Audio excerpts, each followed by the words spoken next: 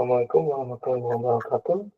Kami dari kelompok 4 akan melaporkan proyek manajemen perangkat lunak dengan tema pembangunan sistem informasi pemanfaatan energi Provinsi DKI Jakarta.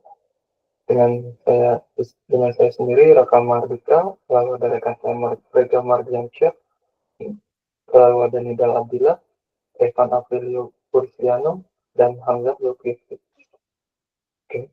Di sini nama tendernya sistem atau pembangunan sistem informasi pemanfaatan energi. Sumber dana dari APBD tahun 2023, Satuan Kerja Dinas Tenaga Kerja, Transmigrasi dan Energi. Seleksi, lalu metode pengadaan, seleksi, lalu dari nilai pagunya senilai Rp188.127.200, lalu nilai HPS-nya 186 dikta, Rp943.618, lokasi pekerjaan di DKI Jakarta. Oke, dan ini merupakan scope statement atau scope manajemen. Lalu ada nama proyeknya dari pembangunan sistem informasi pemanfaatan energi. Tujuan proyeknya sebagai berikut. Tujuan proyek ini adalah membangun sistem informasi pemanfaatan energi berbasis web dan mobile yang digunakan oleh Dinas Tenaga Kerja, Transmigrasi dan Energi Provinsi Jakarta dengan sasaran meningkatkan efisiensi dan pengelolaan data energi, penyediaan informasi, serta pengambilan keputusan berbasis data. Ruang lingkup pekerjaan sebagai berikut: analisis kebutuhan sistem, perancangan arsitektur sistem, pembangunan modul web termasuk tanda, integrasi data dan sistem pelaporan, lalu juga ada pengembangan sistem keamanan untuk perlindungan data, lalu ada pengujian fungsional dan kinerja sistem secara menyeluruh, lalu juga ada implementasi sistem di lingkungan produksi, dan pembuatan dokumentasi teknis dan pengguna. Batasan proyek, waktu pelaksanaan proyek ini dibatasi dengan durasi maksimal 205 hari, dimulai dari tanggal 20 Agustus 2023 sampai 14 Mei 2024. Anggaran maksimal yang tersedia untuk proyek ini adalah sebagai berikut, dengan nilai pagu sebesar Rp188.127.200. Regulasi secara sistem dibangun harus memenuhi standar keamanan data dan regulasi yang berlaku di DKI Jakarta. Lalu teknologi yang digunakan, sistem harus menggunakan teknologi yang kompatibel dengan infrastruktur yang ada di pihak klien. Hasil akhir proyek atau salah satu dokumen, spesifikasi teknik modul, desain dan sistem, lalu ada modul aplikasi web dan mobile, lalu ada dokumen user manual, lalu ada juga pelatihan transfer knowledge, lalu ada laporan proyek, lalu juga ada dokumentasi migrasi data dan dokumentasi backup restore database. Dan berikut adalah analisis komposisi tenaga ahli yang dibutuhkan pada proyek ini. Satu manajer proyek, ada business analis, sistem arsitek, UI UX designer, back-end developer, front-end developer, lalu ada database administrator, DevOps atau QA engineer, lalu ada technical support atau trainer dengan jumlah masing-masing 1 orang, lalu dengan kualifikasi dan tugas utama sebagai berikut. Lalu untuk pemetaan proyek, posisi yang dibutuhkan seorang di sini ada manajer proyek, anggota tim yang ditugaskan Raka Mardika dengan justifikasi peran dan dalam tim sebagai berikut: memimpin dan mengkoordinasikan seluruh aktivitas tim serta menjadi penghubung utama dengan klien. Lalu juga ada bisnis analis dan sistem arsitektur. Di sini ada Evan Aprilio Pursiano menganalisis kebutuhan dan merancang sistem arsitek secara keseluruhan. Lalu ada full stack developer, di mana ditugaskan adalah Nidal Abdillah mengambil tugas tanggung jawab dalam seluruh aspek pengembangan teknis aplikasi. Dan ada QA Engineer dan DevOps, di mana anggota tim yang ditingkatkan adalah Rega Mardiansyah dan Hamzah Zulkifli. Berfokus pada penjaminan kualitas melalui pengujian dan pengelolaan proses rilis aplikasi. Lalu support official ditugaskan untuk seluruh anggota tim, di mana seluruh anggota tim berkontribusi dalam pembuatan dokumentasi dan pelaksanaan task. Dalam proyek ini dibuat sebuah proposal yang mana ini akan diberikan atau diajukan kepada klien, klien dengan detail pekerjaan sebagai berikut: pengembangan sistem informasi dan pemanfaatan energi Provinsi DKI Jakarta. Ditujukan kepada pemerintah Provinsi DKI Jakarta, Dinas Tenaga Kerja, Transmigrasi dan Energi. Dengan latar belakang sebagai berikut, Provinsi DKI Jakarta sebagai pusat pemerintahan, bisnis dan populasi terbesar di Indonesia memiliki tingkat konsumsi energi yang sangat tinggi. Lalu pengelola data pemanfaatan energi, pengelolaan data pemanfaatan energi yang akurat, terpusat dan mudah diakses menjadi faktor krusial bagi Dinas Tenaga Kerja, Transmigrasi dan Energi untuk merumuskan kebijakan, melakukan pengawasan dan perencanaan pengembangan sektor energi secara berkelanjutan. Saat ini tantangan yang dihadapi adalah pemanfaatan energi yang mungkin masih besar dan di berbagai unit dikelola secara manual atau semi otomatis dan belum terintegrasi dalam satu platform. Hal ini menghambat kecepatan dan akurasi dalam pengambilan keputusan strategi. Untuk menjawab tantangan tersebut, dengan sejalan dengan implementasi e-government yang dilakukan Provinsi DKI Jakarta, perlu diberlakukan sebuah solusi digital yang komprehensif. Implementasi e-government melalui 3 tahapan utama: publish, interact, dan transact, dapat dilakukan secara signifikan melalui pembangunan sistem informasi ini. Lalu, karena pembangunan sistem informasi pemanfaatan energi berbasis flow termomel diusulkan sebagai salah satu solusi strategis, di mana sistem ini tidak hanya menjadi alat bantu kerja internal bagi dinas, tapi menjadi pusat data dan pengetahuan Provinsi DKI Jakarta. Oke, di sini ada maksud dan tujuannya. Tujuannya yang ingin dicapai melalui proyek ini adalah meningkatkan efisiensi pengumpulan dan analisis data pemanfaatan energi di wilayah DKI Jakarta. Lalu kedua, menyediakan data informasi energi yang akurat, real-time, dan mudah diakses. Lalu membangun sebuah pusat database energi yang terpusat dan terstruktur. Lalu menyajikan informasi dalam bentuk yang mudah dipahami seperti dashboard, grafik, dan peta digital. Lalu mendukung terwujudnya tata kelola pemerintahan yang baik dan implementasi e-government di Provinsi DKI Jakarta. Dengan dasar hukum sebagai berikut: Undang-Undang tahun nomor 30 tahun 2007 tentang energi, lalu ada tahun 2014 nomor 39 tentang kebijakan energi nasional, dan ada tahun 2018 tentang sistem pemerintahan. Lalu juga Provinsi DKI Jakarta merencanakan umum energi atau RUU.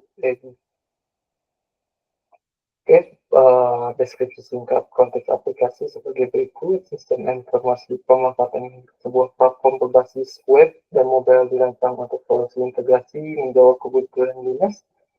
Lalu fungsi dan manfaatnya sebagai berikut: fungsi manajemen data, fungsi analisis dan pelaporan, lalu ada fungsi visualisasi dashboard, lalu ada juga fungsi manajemen penggunaan dan keamanan. Manfaat yang didapat: penyajian data informasi yang lebih cepat, akurat, dan mudah dipahami. Lalu kedua, mendukung pengambilan keputusan berbasis data. Lalu ketiga, meningkatkan transparansi dan akuntabilitas dalam pengelolaan sektor energi. Dan terakhir, menjadi media sosialisasi dan publikasi data energi kepada publik dan stakeholder terkait. Output yang diberikan dari proyek ini sebagai berikut: dokumentasi analisis sistem, dokumentasi spesifikasi teknis dan arsitektur sistem, lalu ada sistem aplikasi, informasi pemanfaatan energi, berbasis web dan mobile. Lalu juga jadwal penyelesaian pekerjaan ini dikerjakan dalam kurun waktu 205 hari sejak kalender ini diterbitkan pemerintahan kerja atau SPK. Anggaran pekerjaan sebagai berikut dengan anggaran pendapatan atau APBD tahun 2023 dengan pagu sebesar 188.127.200 rupiah dan nilai HPS sebesar 186.943.618 rupiah. Oke, di sini ada organisasi tenaga ahli, ada project management, business analysis, sistem arsitek, UI designer, back-end developer, dan front-end developer. Lalu ada juga database administrator, DevOps engineer, dan QA. Lalu penutup dari proposal ini dibuat untuk menjadi pedoman atau landasan dalam pelaksanaan pekerjaan pembangunan sistem informasi pemanfaatan energi. Kami berkomitmen untuk menyesuaikan dengan spesifikasi jadwal dan anggaran yang telah ditetapkan demi mendukung kemajuan Dinas Tenaga Kerja, Transmigrasi dan Energi Provinsi DKI Jakarta. Oke, terima kasih. Lalu akan dilanjutkan rekan saya Regal Mardiansyah. Baik, selanjutnya di sini ada mind mapping project. Mind map ini dirancang sebagai representasi visual yang komprehensif dari keseluruhan rencana manajemen proyek atau project management plan. Tujuannya adalah untuk menyajikan semua komponen penting proyek dalam satu format yang terstruktur, ringkas, dan mudah dipahami oleh seluruh stakeholder. Struktur mind map ini terdiri dari 3 tingkatan utama. Yang pertama, tema sentral. Di pusat mind map terdapat tema utama yaitu judul proyek. Terdapat judul proyek SI pemanfaatan energi. Ini menjadi titik awal dari semua perencanaan. Yang kedua, cabang utama terdapat 10 yang mewakili area pengetahuan inti dalam manajemen proyek. Setiap cabang ini mencakup aspek krusial seperti info proyek, ruang lingkup, jadwal, anggaran, tim proyek, risiko, kualitas, komunikasi, stakeholder, dan deliverable. Pembagian ini memastikan pandangan yang holistik terhadap proyek. Kemudian subcabang. Setiap cabang utama dipecah lebih lanjut menjadi subcabang yang berisi detail spesifik. Contohnya, cabang jadwal dirinci menjadi fase-fase proyek beserta durasinya. Sementara cabang tim proyek mencantumkan nama anggota tim dan perannya. Rincian ini memastikan semua elemen perencanaan dapat dilacak kembali ke komponen utamanya. Secara keseluruhan, mind map ini berfungsi sebagai peta proyek tingkat tinggi yang efektif. Ini membantu tim dan stakeholder untuk secara cepat memahami hubungan antar berbagai elemen proyek dan berfungsi sebagai panduan visual selama siklus hidup proyek berlangsung.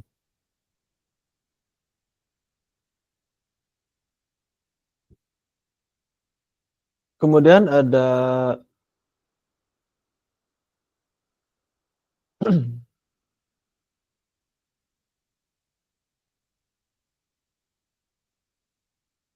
struktur rincian pekerjaan.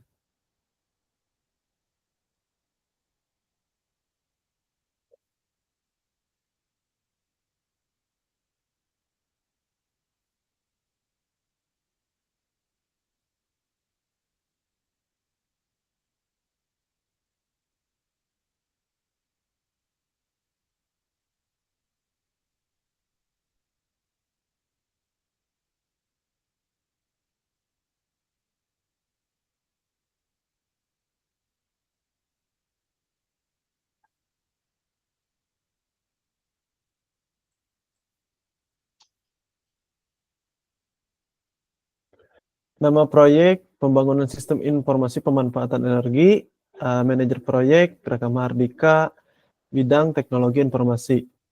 Terdapat subtes analisis kebutuhan sistem, kemudian ada sub Subtes analisis kebutuhan sistem, dan ada mengumpulkan keputusan dari stakeholder, menganalisis kebutuhan fungsional dan non-fungsional, membuat dokumen SRS, mendiskusikan SRS dengan tim dari stakeholder. Kemudian tes selanjutnya, desain integrasi sistem, membuat flowchart sistem, merancang arsitektur database, membuat wireframe antarmuka UI UX untuk modul web dan mobile, menyusun spesifikasi teknis. Subtes selanjutnya, pembangunan modul web, membangun modul beranda berbasis web, mengembangkan fitur integrasi data dari Excel ke database, membuat modul pelaporan otomatis, implementasi sistem keamanan. Kemudian sub selanjutnya, pengujian aplikasi, ada uji fungsional semua modul, uji kinerja semua modul, perbaikan bug berdasarkan uji hasil, validasi akhir sistem oleh tim dari stakeholder. Sub selanjutnya, implementasi keseluruhan sistem, ada rapat mingguan evaluasi progres, pembaruan laporan resiko, koordinasi dengan vendor, serah terima sistem dan alih teknologi. Selanjutnya, pelatihan user, ada menyusun user manual, melakukan pelatihan untuk admin dan end user, membuat laporan akhir proyek. Kemudian di sini ada Gantt chart, proyek manajemen waktu. Yang pertama ada tes analisis kebutuhan sistem, durasinya 15 hari. Tes desain integrasi sistem, durasinya 13 hari. Pembangunan modul web, durasinya 93 hari. Tes pengujian aplikasi, durasinya 49 hari. Tes implementasi keseluruhan sistem, durasinya 28 hari. Tes pelatihan user, durasinya 23 hari. Kemudian selanjutnya ada network diagram. Untuk jalur kritis, ada analisis kebutuhan, desain integrasi, pembangunan web, pengujian, implementasi, pelatihan user. Kemudian jalur non-kritis, ada monitoring sepanjang proyek, pelaporan sepanjang proyek, pelatihan setelah implementasi, dokumentasi setelah implementasi. Selanjutnya ada rencana anggaran biaya pembangunan sistem informasi pemanfaatan energi Dinas Tenaga Kerja, Transmigrasi dan Energi DKI Jakarta tahun anggaran 2023. Di sini ada rincian biaya langsung personil.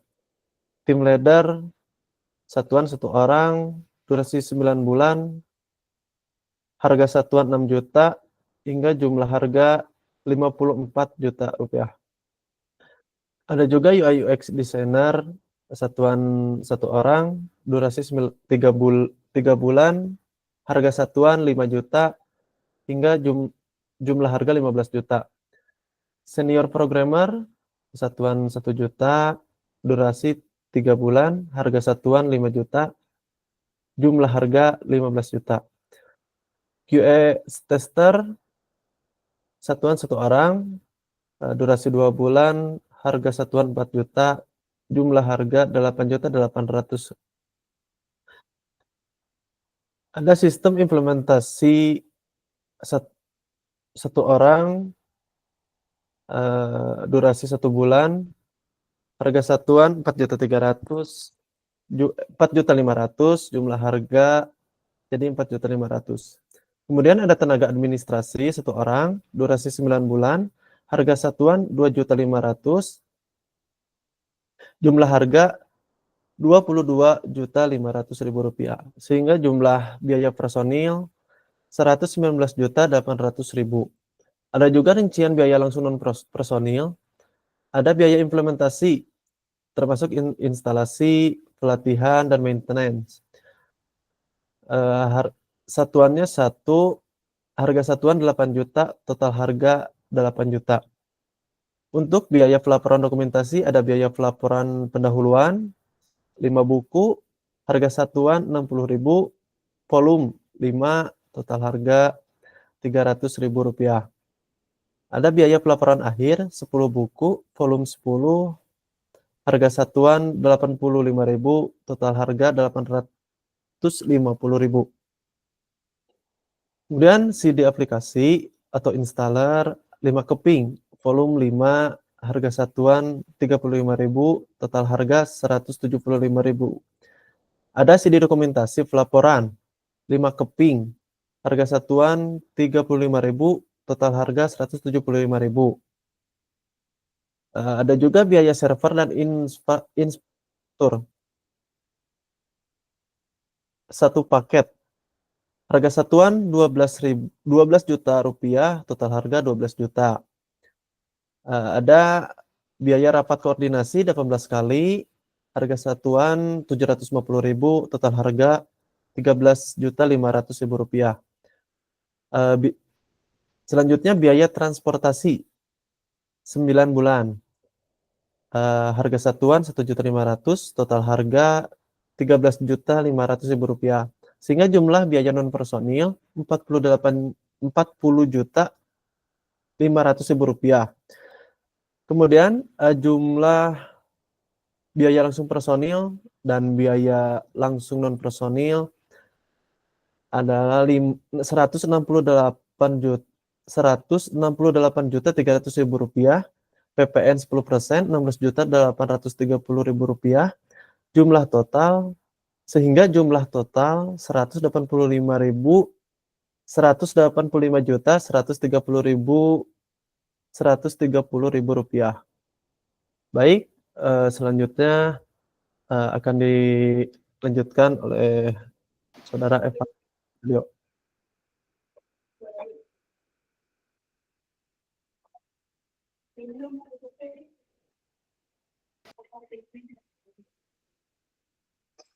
Baik, selanjutnya akan dilanjutkan dengan Saudara Evan. Silakan, Evan. Oh ya, dan ini rencana manajemen kualitas. Nama proyek pembangunan sistem informasi pemanfaatan energi, kliennya Dinas Tenaga Kerja, Transmigrasi dan Energi Provinsi DKI Jakarta, versi dokumen 2, tanggal 20 Agustus 2023. Dokumen ini menetapkan pendekatan standar, aktivitas, dan tanggung jawab untuk mengelola dan memastikan kualitas pada proyek pembangunan sistem informasi pemanfaatan energi. Rencana ini berfungsi sebagai panduan utama bagi tim proyek untuk menghasilkan produk akhir yang handal, fungsional, dan sesuai dengan kebutuhan klien yang terdokumentasi dalam Software Requirement System atau SRS. Peran dan tanggung jawab kualitas. Peran manajer proyek, penanggung jawabnya Raka Mardika, bertanggung jawab atas keberhasilan implementasi rencana kualitas ini, alokasi sumber daya, dan komunikasi status kualitas kepada stakeholder. Kedua, sistem analis, penanggung jawab Evan Aprilio, memastikan kebutuhan pada dokumen SRS terjelas, terukur, dan dapat diuji. Ketiga, lead developer, penanggung jawab Nidal Abdillah, bertanggung jawab atas kualitas arsitektur dan kode, melakukan unit testing dan memimpin peer code review. QA engineer, penanggung jawab Rega Madeansyah dan Hamzah, merancang dan mengeksekusi skenario pengujian dan melakukan pelacakan bug serta memberikan laporan kualitas. Lalu seluruh tim bertanggung jawab atas kualitas pekerjaan individu dan proaktif dalam mengidentifikasi potensi isu kualitas. Standar kualitas proyek. Kualitas proyek akan diukur berdasarkan standar kuantitatif dan kualitatif seperti berikut. Metrik fungsionalitas. Targetnya yaitu 100% dari fitur yang tercantum dalam SRS versi final harus dapat dijalankan. Semua skenario dan pengujian dengan prioritas tinggi dan kritis harus berhasil. Kinerja, targetnya, waktu muat halaman dashboard utama tidak boleh lebih dari 3 detik. Sistem harus mampu menangani beban 50 pengguna bersamaan dengan waktu respon server rata-rata di bawah 2 detik.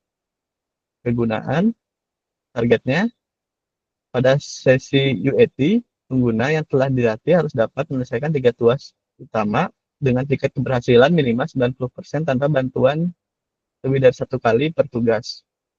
Keandalan.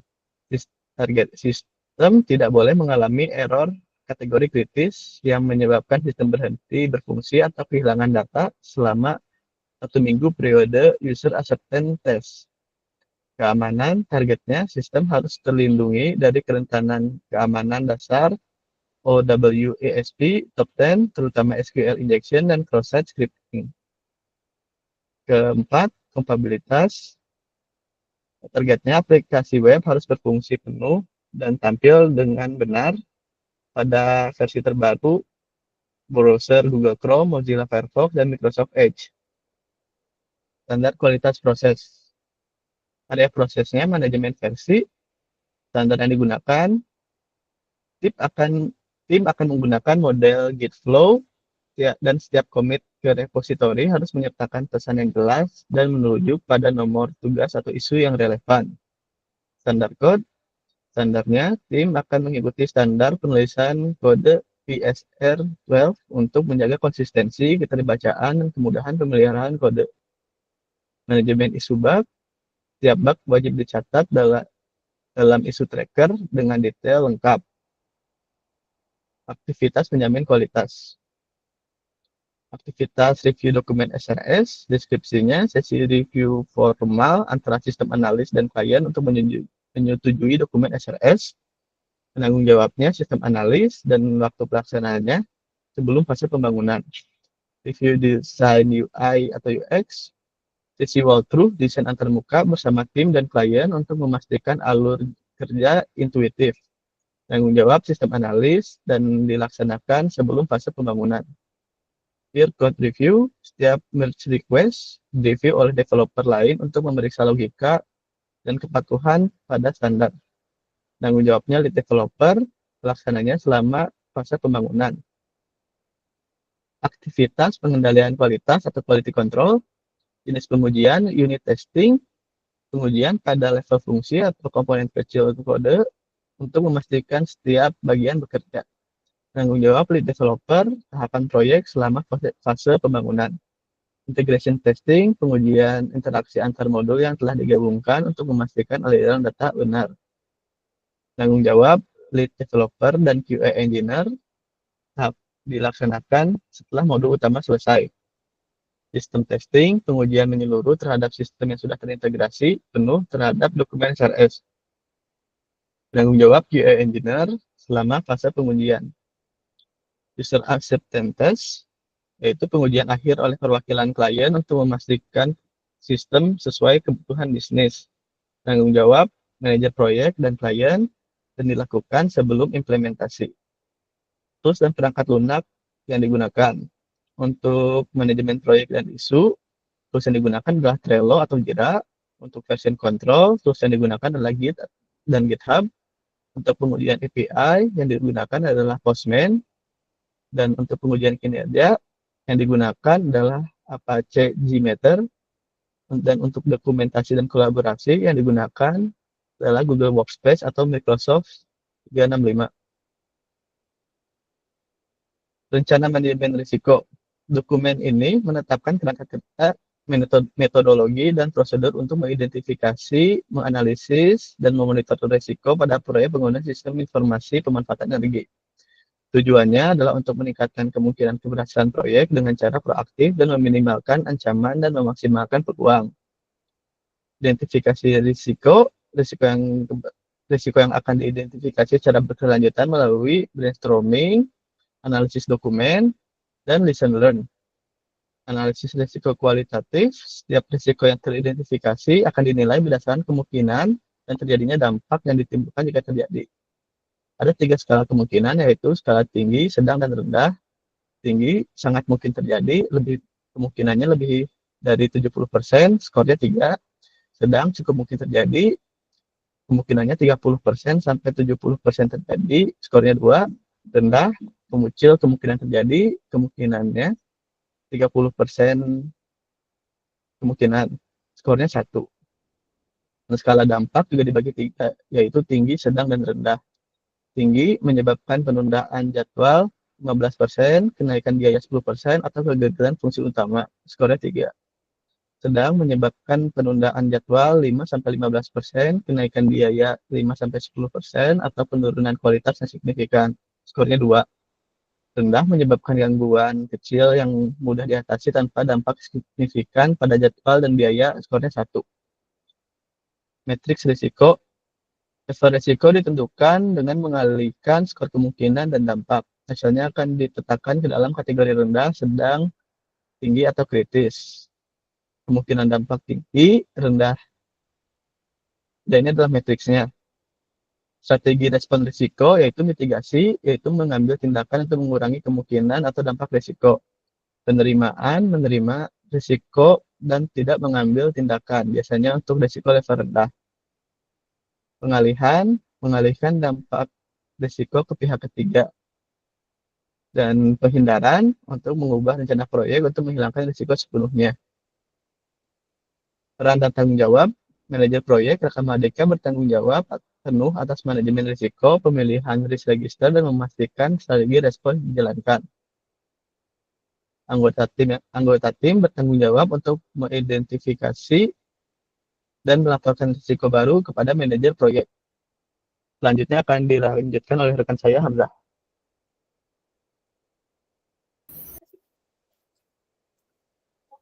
Baik, terima kasih Evan. Saya akan melanjutkan apa yang disampaikan oleh Evan. Di sini ada daftar risiko. Nah, di bawah sini sudah ada tabel daftar risiko yang telah diidentifikasi dan dianalisis menggunakan metodologi di atas. Di sini juga sudah ada 7 kategori. Yang pertama itu ada stakeholder dengan deskripsi risiko, keterlambatan persetujuan dokumen, SRS, desain dari pihak klien secara signifikan. Jika itu terjadi, seluruh jadwal proyek mundur, menyebabkan efek domino pada fase berikutnya. Dengan skala kemungkinan, skornya 2, skala dampak, skornya 3, dan level risiko dengan skor 6. Untuk mitigasinya, menetapkan satu PIC di sisi klien sebagai narahubung utama, menjadwalkan sesi review bersama secara rutin dan proaktif, mengirimkan notifikasi H-3 sebelum tenggat persetujuan dengan PIC Raka. Yang kedua, teknis. Untuk resikonya, kesulitan dalam mengintegrasikan data dari berbagai format file Excel yang tidak standar dari dinas. Jika itu terjadi, data yang masuk ke sistem tidak akurat atau tidak lengkap, memerlukan pengerjaan ulang yang memakan waktu dan biaya. Dengan skor 3, kemungkinan, lalu dampaknya skornya 3, dan level risikonya sangat tinggi yaitu kritis, skornya 9. Untuk mitigasinya di awal proyek, membuat dan menyosialisasikan template file Excel yang baku kepada staf dinas. Membuat skrip validasi data otomatis saat proses import. Untuk PIC-nya, Evan. Untuk yang ketiga, lingkup. Dengan risiko terjadi permintaan penambahan fitur baru yang signifikan setelah fase desain disetujui. Dan dampak potensialnya pengerjaan ulang desain dan kode, jadwal terganggu dan berpotensi menyebabkan pembengkakan anggaran melebihi HPS. Kemungkinan skalanya skornya 2, untuk skala dampak skornya 3. Untuk level risiko skornya 6. Mitigasi yang dilakukan menerapkan proses manajemen perubahan yang ketat. Semua permintaan perubahan harus melalui change request form dan dianalisis dampaknya sebelum disetujui. PIC-nya ada Raka. Lalu yang keempat, sumber daya. Salah satu anggota tim kunci, misalnya developer utama, sakit atau berhalangan hadir dalam waktu lama. Jika itu terjadi, proses pengembangan terhambat atau berhenti total. Transfer pengetahuan kepada anggota tim lain membutuhkan waktu yang tidak sebentar. Untuk skornya 1, untuk skor dampak 3, dan level risikonya 3.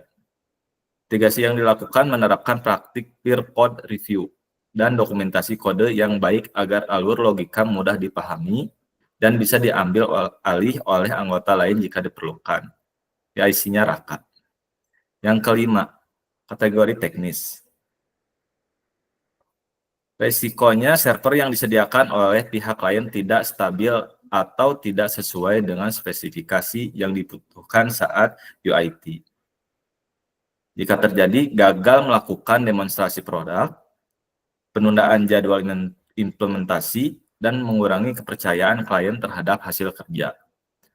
Untuk skala skor kemungkinannya 2, skala dampak skornya 2, skala level risiko skornya 4. Mitigasi dilakukan meminta spesifikasi detail server di awal, melakukan smoke test atau tes sederhana di server staging jika ada sebelum jadwal UAT berlangsung. Di IC-nya ada NIDA. Yang keenam, jadwal. Risiko.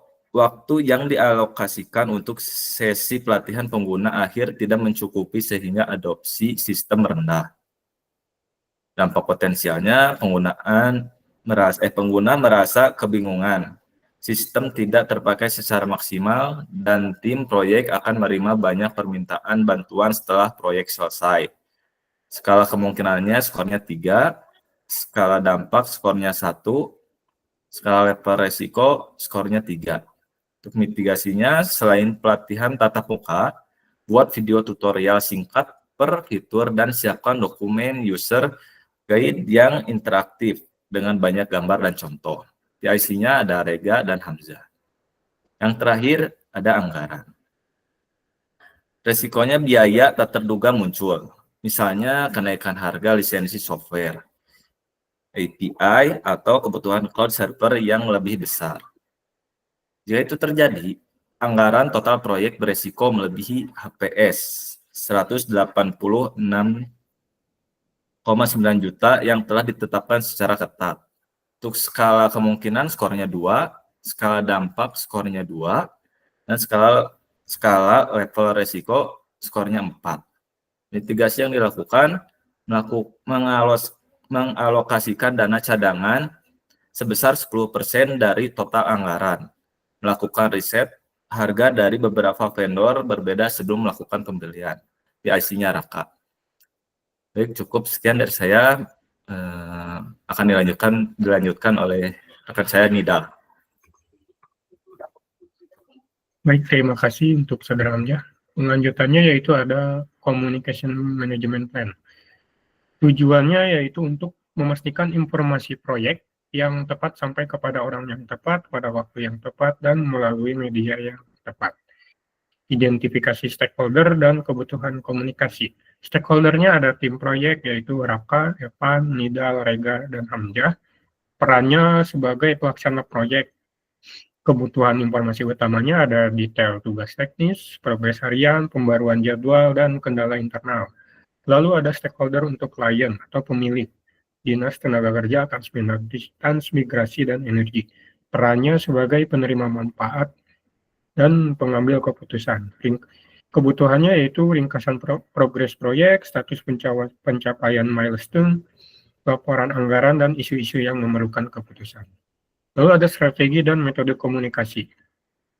Strateginya ada komunikasi formal, metodenya yaitu rapat terjadwal, tujuan penggunaannya yaitu diskusi mendalam, pengambilan keputusan, dan penyelarasan formal yang membutuhkan dokumentasi. Lalu ada laporan resmi, laporan progres atau laporan akhir, yaitu sebagai status pencapaian dan hasil proyek secara resmi untuk klien dan sebagai arsip. Untuk komunikasi informal ada metode sebagai grup chat, baik WhatsApp ataupun Telegram, sebagai koordinasi harian. Lalu ada diskusi ad hoc atau panggilan video singkat atau suara singkat yang tujuannya sebagai kendala mendesak yang membutuhkan diskusi interaktif tanpa perlu menunggu rapat formal. Untuk platform teknologinya ada email, Google Meet, atau Zoom, yaitu untuk formal undangan, pengiriman laporan, dan pelaksana rapat virtual secara tatap muka. Ada Trello, Jira, Google Drive, atau OneDrive sebagai platform yang bertugas untuk manajemen tugas secara transparan, isu, dan sebagai repository pusat untuk semua dokumen proyek. Untuk matriks perencanaan komunikasi, jenisnya ada jenis pertemuan kick-off, yaitu tujuannya sebagai sosialisasi untuk ruang lingkup, jadwal, dan pembagian peran. Frekuensinya 1 kali, penanggung jawabnya ada manajer proyek, partisipannya yaitu seluruh tim, dan perwakilan dari klien. Outputnya berupa pemahaman dan komitmen bersama atau project plan final. Lalu ada jenis pertemuan rapat progres tim mingguan, yaitu evaluasi progres pekan, identifikasi kendala, dan rencana kerja pekan depan. Frekuensinya setiap Senin pagi, yaitu ada manajer proyek sebagai penanggung jawab dan partisipannya seluruh tim proyek. Outputnya berupa daftar tugas yang sudah atau belum selesai. Lalu ada rapat tinjauan proyek berupa presentasi milestone yang tercapai dan demonstrasi fitur kepada klien. Frekuensinya setiap bulan dari manajer proyek, partisipannya yaitu manajer proyek dan perwakilan klien. Outputnya berupa laporan progres bulanan atau demo aplikasi. Untuk pertemuan penutupan, yaitu serah terima produk akhir, evaluasi lesson learned, dan penutupan proyek secara resmi. Frekuensinya 1 kali oleh manajer proyek dan partisipannya yaitu seluruh tim atau perwakilan klien. Produk final, outputnya berupa produk final dan laporan akhir. Untuk pelaporan atau reporting, jenis laporannya ada laporan progres bulanan. Deskripsinya ringkasan progres, penyelesaian WBS, status jadwal, anggaran, resiko utama, dan rencana bulan berikutnya. Frekuensinya bulanan, penerimanya klien, penyedianya manajer proyek, formatnya berupa PDF. Lalu ada MOM, poin-poin diskusi utama, keputusan yang diambil dan daftar tindak. Frekuensinya 24 jam setelah rapat. Penerimanya yaitu semua peserta rapat, penyedianya manajer proyek, formatnya teks via email. Lalu ada laporan status bug, yaitu daftar bug yang ditemukan, status perbaikannya, dan tingkat prioritasnya. Frekuensinya mingguan, penerimanya manajer proyek atau tim developer dari tim TA. Outputnya laporan dari Trello atau Jira. Pedomannya yaitu responsivitas, kejelasan, dan sentralisasi dokumen. Untuk stakeholder analisis, tujuannya untuk mengidentifikasi stakeholder atau kunci yang terlibat dalam proyek, menganalisis tingkat kepentingan dan pengaruh mereka, serta merumuskan strategi yang tepat untuk mengelola ekspektasi dan keterlibatan mereka demi keberhasilan proyek. Berikut adalah tabel analisisnya. Stakeholder untuk kepala dinas atau dinas tenaga kerja, transmigrasi, dan energi, perannya sebagai sponsor proyek utama. Pengaruhnya tinggi, keterlibatannya suportif. Strategi manajemen komunikasinya adalah mengelola dengan cermat, yaitu dengan menyajikan laporan ringkas, melibatkan beliau secara aktif. Lalu ada kepala bidang atau seksi terkait, perannya pemilik proses bisnis, pengguna kunci, kepentingannya solusi untuk masalah operasional dan kemudahan pengguna. Pengaruhnya sedang. Strateginya adalah menjaga kepuasan dengan cara mengajak dalam sesi demo rutin, menjadikan masukan sebagai prioritas utama. Lalu ada staf calon pengguna akhir yang sebagai peran pengguna operasional harian, kepentingannya kemudahan dalam menjalankan tugas. Pengaruhnya rendah, strateginya menjaga agar mereka tetap terinformasi dengan cara mensosialisasikan manfaat sistem, melibatkan dalam proses UIT, dan menyediakan pelatihan serta panduan yang memadai. Lalu tim proyek ada Raka, Evan, Nida, Rega, dan Hamzah. Perannya yaitu pelaksana proyek. Kepentingan menyelesaikan proyek sesuai target dan portofolio tim. Pengaruhnya rendah. Strategi utamanya adalah melakukan komunikasi internal yang efektif melalui rapat progres mingguan yang terstruktur. Untuk metrik rencana komunikasi ada kepala dinas, tingkat fokus komunikasinya tingkat tinggi, status anggaran, isu strategis, metodenya laporan eksekutif, presentasi fase proyek, frekuensinya bulanan atau milestone. Lalu ada kepala bidang, fokusnya demo fungsionalitas, validasi fitur, pembahasan alur kerja, metodenya rapat teknis, sesi demo interaktif, atau workshop. Frekuensinya 2 mingguan atau sesuai kebutuhan. Lalu ada staf pengguna akhir, sebagai fokus komunikasinya, manfaat sistem, cara penggunaan, dan pengelolaan fitur. Metodenya ada pelatihan klasikal, workshop, user guide, dan video tutorial. Frekuensinya sesuai jadwal implementasi. Dan terakhir ada tim proyek, yaitu tugas harian kendala teknis, pembaruan status internal. Untuk metodenya rapat harian atau stand up, rapat mingguan, atau grup chat. Frekuensinya harian dan mingguan.